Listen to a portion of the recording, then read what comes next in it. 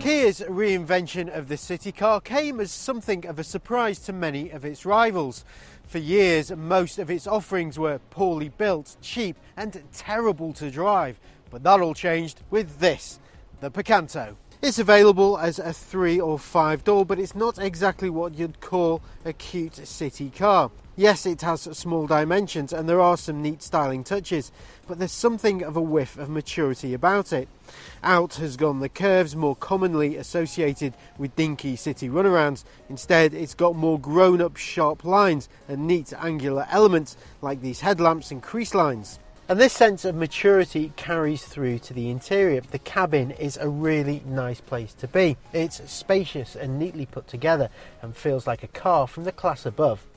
The switchgear is all logically placed and easy to use, and all the cabin materials are to a high standard. The view out is good thanks to this large window and relatively slim pillars, and getting comfortable is quite easy too, although it would be better if the steering wheel adjusts for reach as well as height. Sitting in the back though is a little more claustrophobic though because of these smaller windows and thick rear pillars.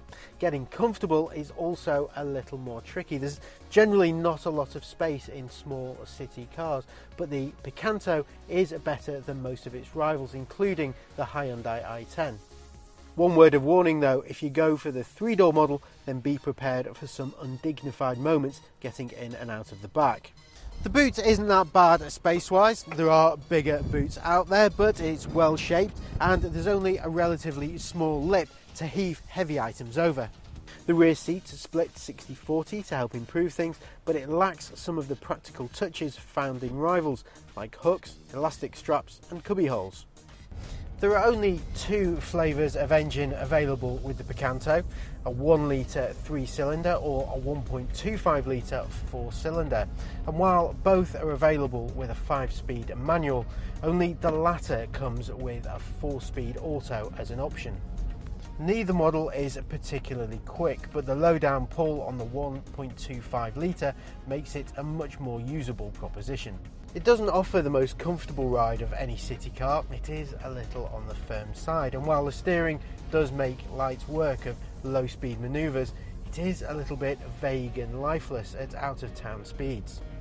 There's also a lot of pitch and roll when going round corners at pace. If you're thinking of a Picanto as a company car, then it's worth keeping your options open and looking at some of the competition. Every model emits over 100 grams per kilometre of CO2, but fuel economy is good, with the 1 litre averaging over 62 miles per gallon and the 1.25 over 50 miles per gallon. The Kia Picanto has some stiff competition from cars like the Volkswagen Up, Seat Me, Skoda Citigo and Hyundai i10, and in a way they all do exactly the same thing. They're small city cars that are cheap to run, offer a decent drive and usable space.